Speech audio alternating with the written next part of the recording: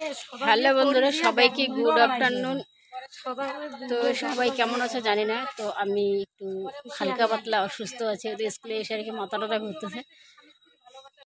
তো স্কুলে এসে একটা দিদি ভাইয়ের সাথে দেখা হলো, মানে সে একটু আর কি ফেসবুকে ভিডিও করে।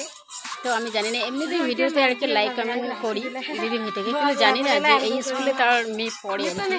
মানে এতদিন থেকে আমি আসতেছি, কোনোদিন দেখিনি, তো আজকে দেখা হলো। তো দেখতে থাকো সেই কোন দিদি ভাই। এই যে দিদি ভাইটাকে দেখতেই পাচ্ছ। তো বন্ধুরা দেখতে পাচ্ছ এই দিদি ভাইটা, ও একটু কথা বলতে একটু লজ্জা পাচ্ছে, তো তাই একটু হাই করে দিল।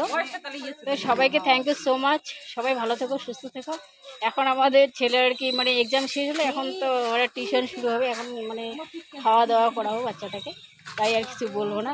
তো এই যে দেখতে পাচ্ছ ড্রেস ট্রেস সব খুলে ফেললো, এখন রেডি হলো টিউশনের জন্য।